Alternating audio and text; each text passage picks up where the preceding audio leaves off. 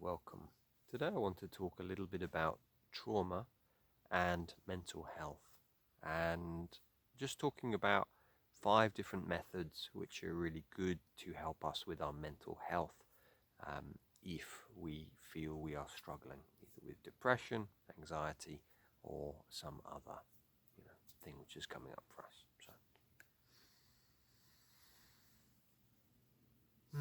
So just invite you to take a breath in through the nose, out through the nose.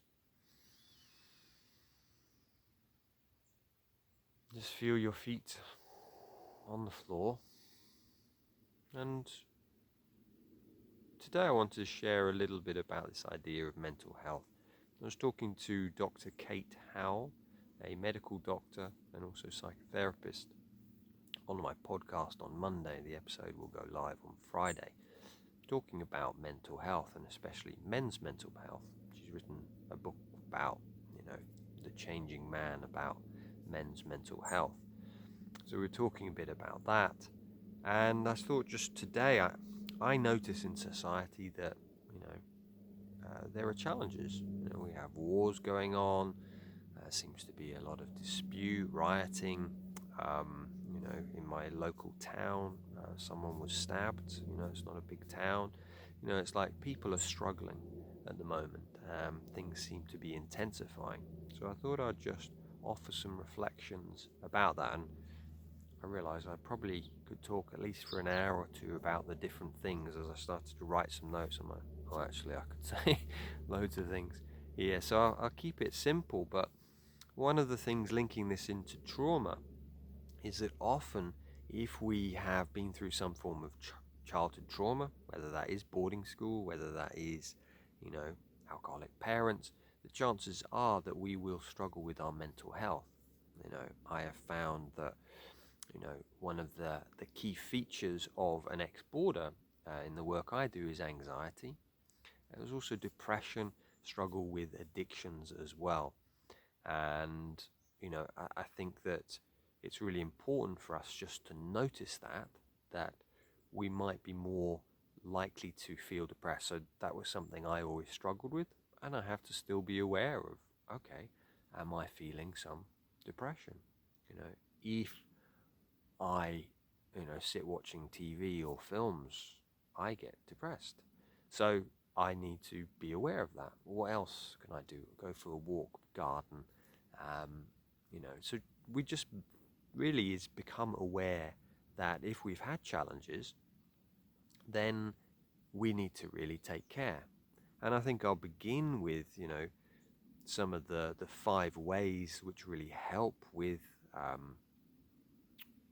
if you feel you've got mental health problems, and that is working out when you are really feeling good, when you're feeling up, engaged, energized, you're having a really great day. What are the things that you do? I call them the protocols, or my coach Brian Johnson calls them the protocols. What are the things that you do? Do you get to bed early? What do you eat? Do you spend time with loved ones and friends? Do you get out walking?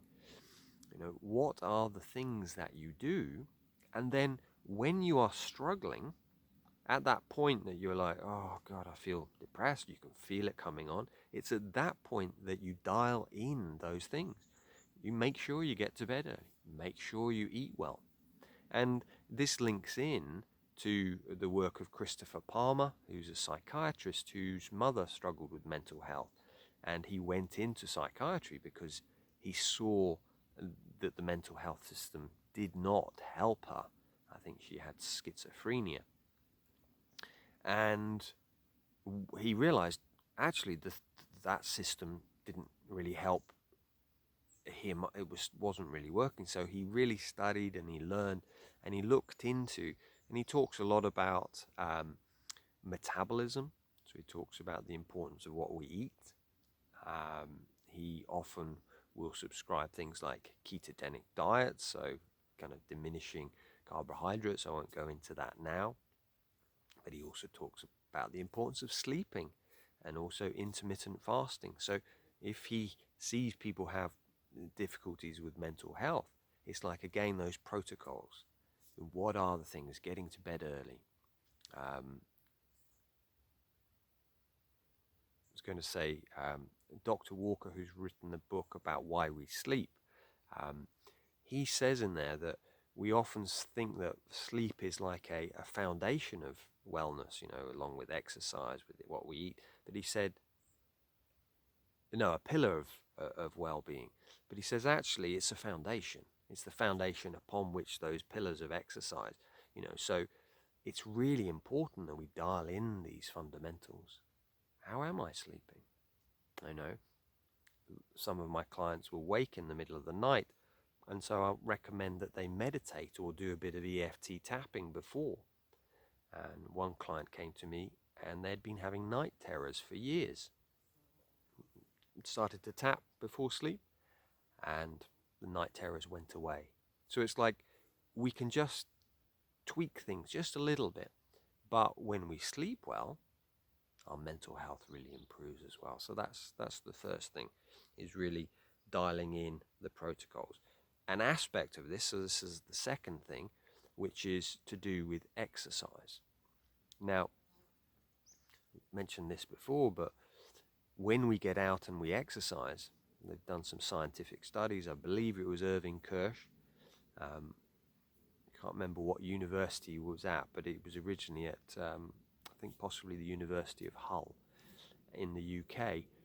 And they did a study with antidepressants, and they found that exercise and antidepressants had a similar efficacy, but the relapse rate for the antidepressants was much higher than the exercise. So those who had exercised and they'd used that to deal with their depression, they were less likely to relapse into depression.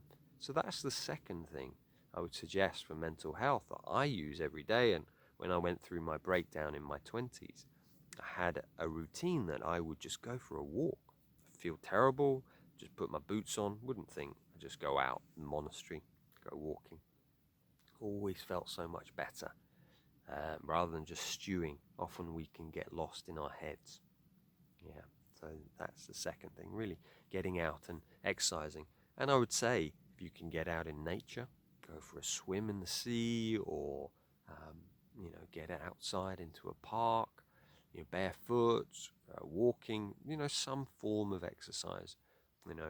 One of the things that I commit to each day is I walk for 6,000 steps, whether that's running as part of that, but I will walk and run, and I will do 6,000 steps.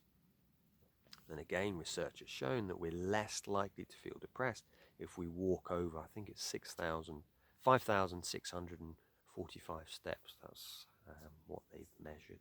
So, second thing. Third thing I've put on here, and this was what Dr. Kate Howe was saying on Monday, was about creativity and the importance of creating. Sometimes we can carry a lot of trauma in our bodies, and I found creating, painting, especially using both hands. You can, you don't use paintbrushes, but put paint on your hands, or crayons, use both hands. That helps balance left and right hemispheres of the brain. We call that hemi-syncing, balancing out. And I would really recommend some creativity, whether that's singing, that's dancing, whether that's painting. There's lots of classes you can go to, and then that brings in the next point, which is about connecting with others. So that's the fourth point, is we create, but if we can create with others, whether that's in a class, especially people, like-minded people, and often if we go to a class where we're doing something we love, we find people who we have quite a lot in common with.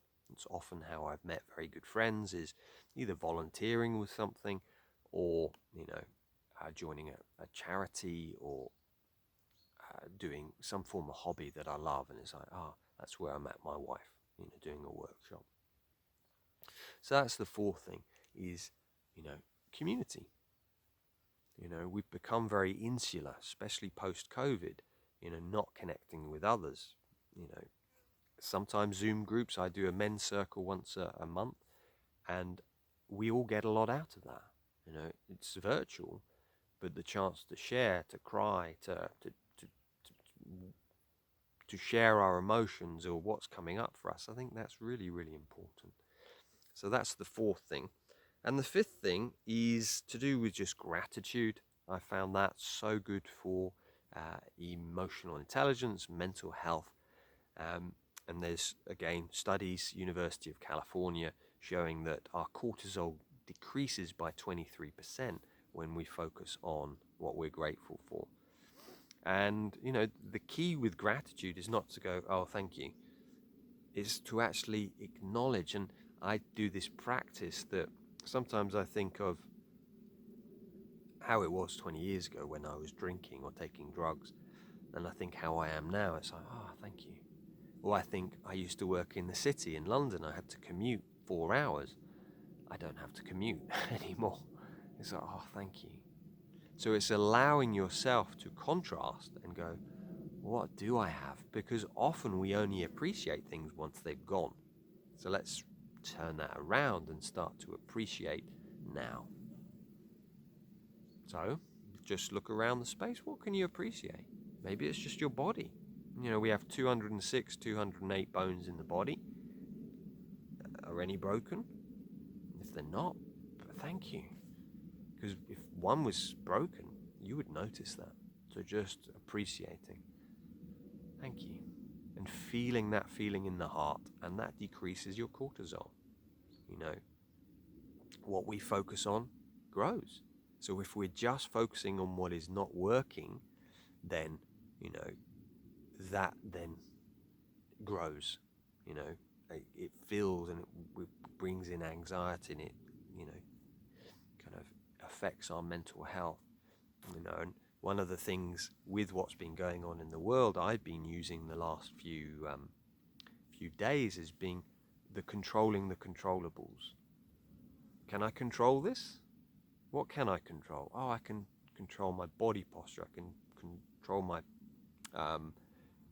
protocols. What am I doing? I can control what I'm focusing on. I can control my breath.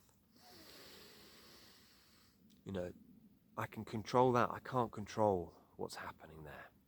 Yes, I need to be aware of it, but I was listening to a man talk a few weeks ago, and he said, you know, we want to spend 5% on the problem, 95% on the solution. And so just notice within yourself, where am I spending most of my energy? Is it on the uncontrollables? Come back to what I can control, my breath, and smile. You know, and see how you feel. So yeah, I could talk about that for hours, and maybe I'll come back to it if people are interested. So please do leave a comment below. I've got Dr. Kate Howell going live on Friday. I'm off to London next week to interview Nick Duffell again for our documentary to go a bit deeper. And then the week after, I have a great interview with Mason Farmani, who's used to be a CEO. He now works with as a coach. And we had a great talk about leadership, spirituality, and yeah, amazing conversations. That will go live next week. So thank you so much for your time, and yeah, take care of yourself. Be gentle and really take care of those 5 areas.